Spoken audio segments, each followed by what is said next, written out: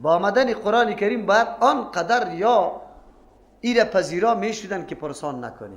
چرا؟ آمدن کتاب الله رعایت عدالت در بینشان بود، مثل که پسانه کسایی که پذیرفت الله در کدام مستوى و مرتبه واره رسان. لیکنی مردم بجای از اینکه فکر میکردن، از اندیشه خود کار میگرفتن، از عقل کار میگرفتن، همی زودی که در رای مخالفت در پیش گرفتن. نه تنها که ایره کتاب آسمانی ندانستن، گفت الله یک چیز سری کسی روان نکرده. از او خاطر اصل معامله قطع مشرکین مکه است. و ما قدر الله، یا قدر نکردن برای الله حق قدری، همون رقم که لایق است از قدر کردن. چرا؟ به خاطری که گفتن است قالوا ما انزل الله، الله روان نکرده علی بشرین، بالا یک انسان من شیء، هیچ چیز روان نکرده. چرا این کار میکردن؟ خبر داری؟ به خاطر این کار میکردن که اینجا دعوت به سوی توحید الله بود. اصل مقصدشان نفی قرآن نیست، اصل مقصدشان است که چرا بتای ما را عاجز معرفی میکنه، میگن که یه چیز نمیتونه. خلاص اینه میگم بود دیگه. تعجب است که از یک امر محسوس، از امری که بیخی مسلم است آدم انکار بکنه.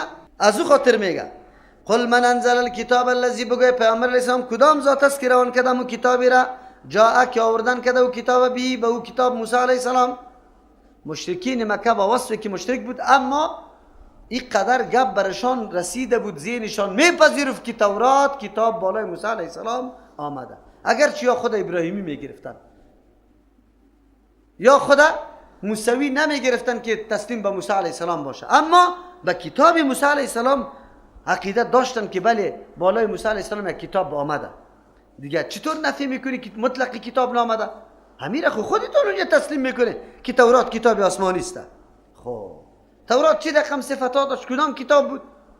الله متعال ملامت مشرکین به طور میکنه کسایی که تورات هم مشتمل به برنامه هدایت، مسائل عقیدوی، دلایل واضح و روشن، و کتاب الله که قرآن کریم است، ایام هم میطور است که پشتی سر اینا برای ما بیان میکنه و هذا کتاب انزلنا. پس این مردم از سر انکار کردن کتاب، این نعوذ بالله انکار از رحمت الله است. چرا؟ کتاب الله رحمت الله میباشه، به خاطری که صحت عقیده، تندرستی، درست بودن عمل و صحیح شدن اخلاق کلش توسط کتاب الله میشه. یا لایق بودن که ایره میپذیرفتن لیکن انکار میکنه. در 3 آیت قرآن کریم ایره بیان میکنه که و ما قدر الله حق قدری، الله را یا قدر نکردن امو رقم که لایق بود که قدر الله شود، او را یا چی نکردن؟ قدر نکردن. یک جای انکار از کتاب الله که سبب رحمت است، یا از رحمت الله منکر میشه. در دیگه جای مخلوق که عاجز به امرای الله شریک ساختن بی قدری الله بیان کرده قرآن کریم. در دیگه جای نفی قدرت الله را بی قدری الله، که نعوذ بالله عقیده به این دارن که ما را پس الله زنده کرده نمیتونه، نعوذ بالله قدرت الله را انکار میکنه. اینی میطور مردم هم قدر الله را نکرده. 3 جای همیطور آیت آمده و در 3 جای مفهومی علایده داره. در اینجا از رحمت الله، کتاب الله خود رحمت است برای انسانیت. چرا؟ خصوصا این تورات که یا خود میگفتن که کتاب الله است. کدام کتابی که آمدن آوردن کرده موسی علیه السلام، نورن که روشنی است برای عقاید، صحت عقاید، چرا که دلایل در اونجا ذکر شده، و هدن برنامه مکمل هدایت، یعنی برنامه عملی زندگی است، للناس برای مردم همون زمانه. لیکن تجعلونه و شما میگردانی همون کتابه به خاطر حاصل کردن غرضای نفسی، منافع شخصی، قراطیس ورق جور کرده، تبدونه که شما آشکارا میکنه بعضی اوراقه که موافق خواسته شما، خواهش شماست، مطلب شما در موجود است. و تخفون کثیرا، میپوشان بسیاری از ایره که خلاف خواهشتان است. و علمتم بر شما تعلیم داده شده ما و تر علوم لم تعلمو که شما نمیدانستم، نه شما ولا آباکم، نه پدرای شما. نه چی خیر و کتاب نازل کرده که شما انکار میکنه که هیچ کتاب نازل نکرده؟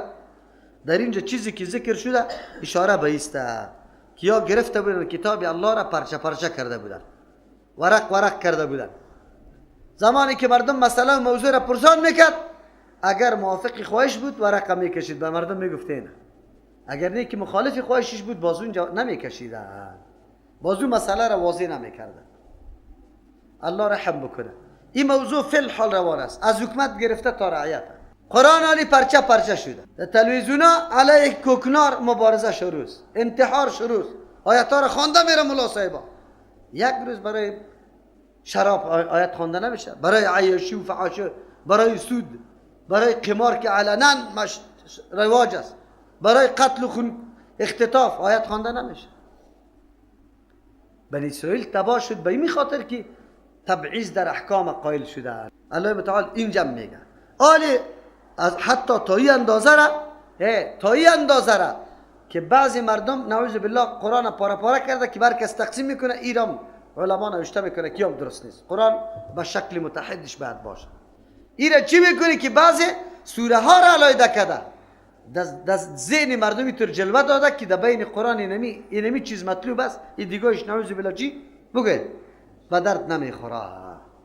از او خاطر خریدن یاسین شریف 11 سوره شریف این گپا قطعا نادرست است، چرا که عقیده مردم در مورد از او خراب میشه. همین قرآن کریم در خالی مردم است، یک کشام خوانده نمیشه، لیکن در جیب یاسین شریف است بگه هر روز خوانده میشه. به این عقیده که یاسین شریف ثواب داره، قرآن ثواب نداره. یاسین شریف شفا است، مچم چند مبین داره، اون او را خوانده، رقم طریقه های بدعی را پیدا کرده برای دم کردن، برای این گپا. چی میگه؟ این یاسینی مغربی است. یاسینی چی است؟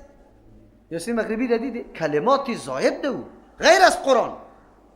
کدام کلمات استمداد طلب کردن از نعوذ بالله یک نامه، یا میگه کی نام ملائک است. کجاست نام ملک؟ کی گفته کی نام ملک است؟ در کدام قرآن حدیث آمده؟ در به در خاک بسر. مردم افتای کل بیخی پوش کرده، در بغلش می باشه ریش سفیدا. یک ریش سفید در قریه ما بود، افتای کل 24 ساعت خطش بود، 24 ساعت. چی را میخوان؟ نورنامه را. نورنامهش هم پشتوست. افتای کل نورنامهش پشتوست. چی گفته اوجا؟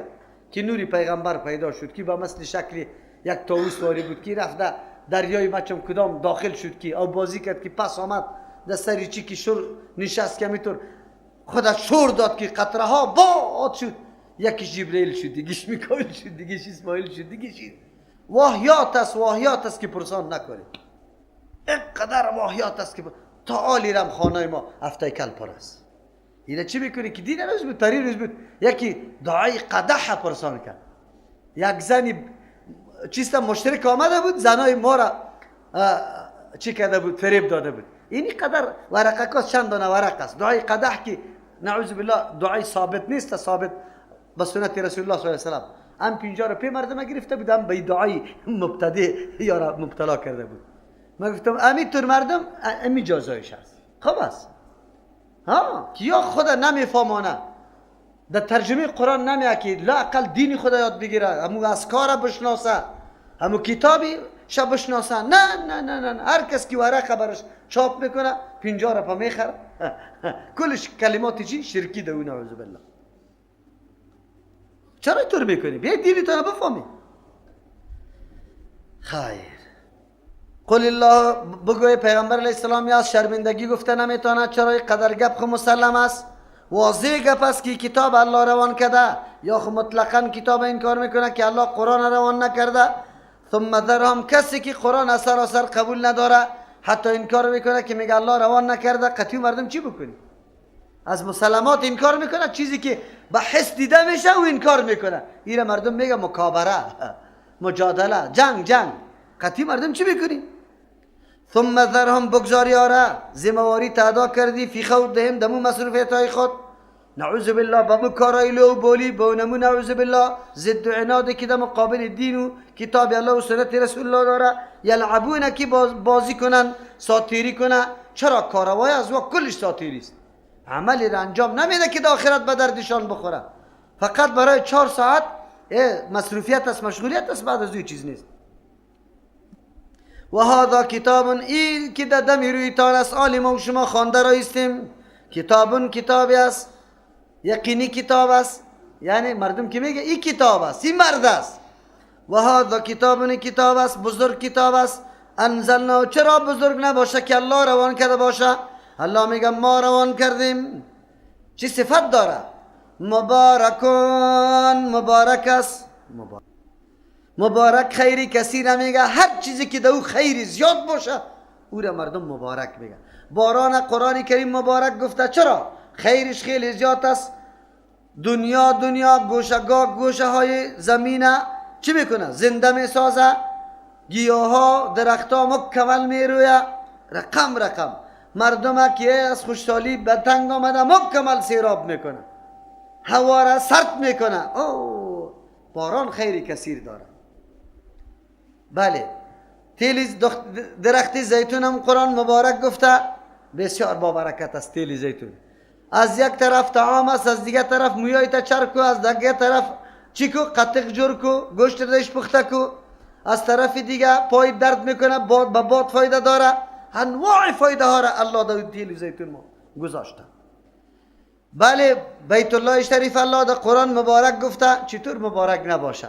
یک عبادتی است که در یک جای دیگه پیدا نمیشه. طواف در گردی بیت الله تنها در اوجه است. یک نماز در اونجا برابری چند است؟ 1,00,000 نماز است. حجاج وقتی در عمره در حج میره میبینه مراسم حالات مردم، مساوات، اخلاق، یک دم درسای عظیم دو است. خیلی کثیر است، خیلی کثیر است. الله قرآن هم گفته که مبارک است. این خیلی کثیر است. چرا؟ قرآن تو را از کارهای بد منع میکنه، بس بسوی توحید الله تو را دعوت میده. قرآن کریم برای ساختن عملی تو تلاش داره، نقشه داره، برات بیان کرده رایسته. دیگه قرآن کریم سعادت تو نیک بختی آخرتی تا در اینجا بری تو نقشه میده. خب قرآن کریم هر کسی که دی تعلق بگیره الله افتخار برش نصیب میکنه. اگر کسی به تلاوتش، اگر کسی به معنایش، به عملش، به دعوتش، به هر رقم کی باشه الله او را مکمل خیر کثیر قرآن کریم برش چی میشه؟ میرسه. مبارک است، مبارک است. ولی اگر این مکمل تشریح کنم وقت میگیره. مبارک است. و ننزل من القرآن ما هو شفاء و رحمت للمؤمنین و انزلنا الیک کتابا چیست لتخرج الناس من الظلمات الى النور. مبارک است. هدی برنامه هدایت برای متقین است. هر طرف که میزنی مبارک است. آثار برکتش خامخا وجود داره، زیاد است. کسی که تعلق به کتاب داره. مصدق الذی تایید کننده است همون کتابی را بین یدیه که پیش از قرآن است. یکی کتابای سابقه را تایید کنه.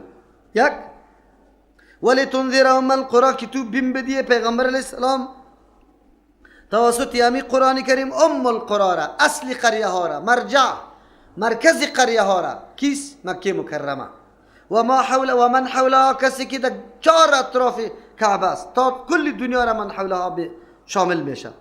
والذین یؤمنون بالآخرة، کسانی که ایمان و عقیده به آخرت داره. یؤمنون به، بله ایمان سری قرآن داره، تسلیم میشه قرآن کریم. معلوم شد که قرآن خیلی خیلی کثیر است.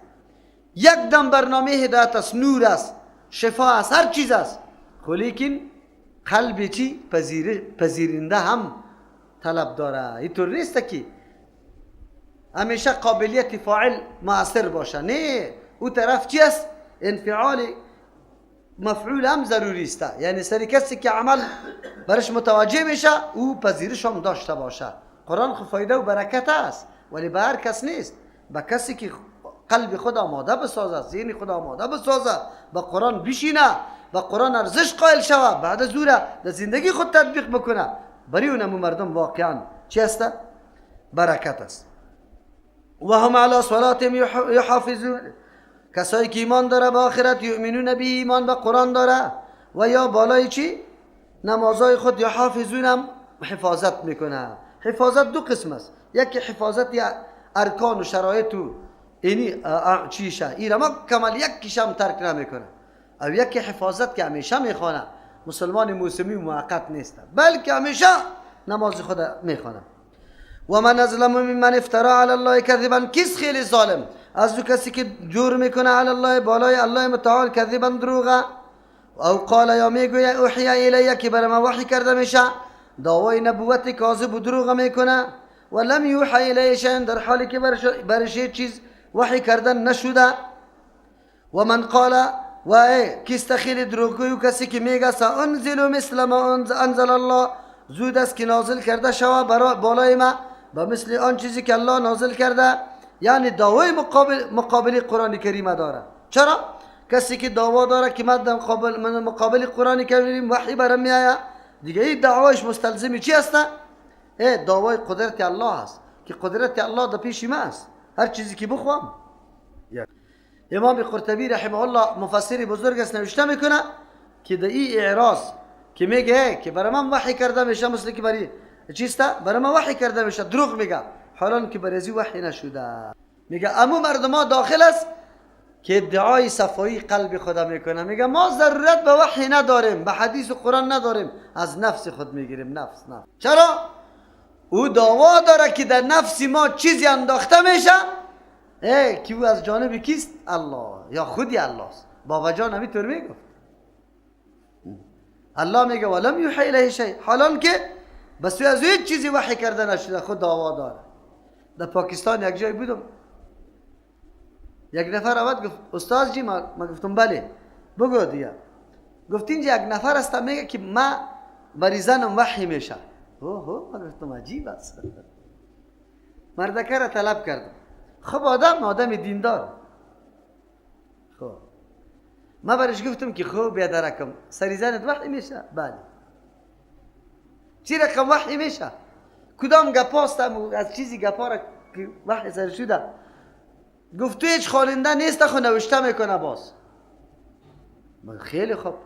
گفت هیچ خواننده نیست خو شروع میکنه عربی میگه. خب گفتم زبانای دیگه خواهم میگه یا نمیگه؟ گفت کلی زبانا را یاد داره. چقدر خوب. خب ما گفتم گپ ازی بزن که چی وحی میشه؟ گفتم اون چیزی که در قرآن است. ما گفتم مو بدبخت، چیزی که در قرآن باشه خیلی با وحی زنی تو چی ضرورت داریم؟ که زنی تو برای ما بگویا. مردکه نافهم بود. خب ای که وحی برش میشه چی میشه؟ یک آدم میاد بازو قطش میشینه، او امو چیزایی که میگه نوشته میکنه. خب ما گفتم در هنگام وحی بس خود شما نمی باشه؟ نه گفت نه، اتاق تنها میشه، فقط هم یک نفر قطش است. مردکه را فهماندم که مردکه گپا دیگه است، پشتی وحی نگرد. این وحی ها را دیگه خواب سرش خلاص کردم. خوب دیگر از دوستش آمد از خنده زوب از گفت مولی صاحب همون کار بود. وحی نبود. و شیطانه که خبیث آمده بود میگفت که ما وحی میکنم. اینطوری گپا حالی خیلی زیاد است، نعوذ بالله. این گپا را مردم میگن. او مردکه خوب شد، اما دوستش مرا گفت که او مردکه میگه خیلی دعا برات میکنه که مولی صاحب مرا هوشیار کرد، یعنی این وحی‌ها ادامه پیدا میکرد. عجیب است. من برش گفتم که چی میگم؟ میگه چیزی که قرآن میگم. چیزی که قرآن گفته برای تو چی ضرورت است؟ صحیح؟ این دور نیست. در اینمی وطنیتان 2 سال پیش بود نه؟ از طریق تلویزیون هم در برنامه بیا ببین، تلویزیون امروز نشر نشد. یک نفر که در مزار بود، در کجا بود؟ گفت که من 3 آواز هاتفی شده برم. چی گفت؟ 3 صدا سرم شده. یک صدایش اینه بیان کردم، 2 صدا مانده. او یک صدایش کیسته؟ مرا گفته که بخیز مردم دعوت بده به سوی چی؟ رای حق. وقتی که آوازم از طرف بالا باشه و او هم عقیده داره که آواز از کیسته؟ ملک است. او هم برات بگه که برو مردم برات سوی حق دعوت بده. این دعوای چیست؟ پیغمبر است، نبوت است. اما کسی امور چیزی گفت؟ با سطح تلویزیون دعوای نبوت کرد، یک نفرم در مقابلش نه تظاهرات بود، نه رد بود، نه چیزام نبود.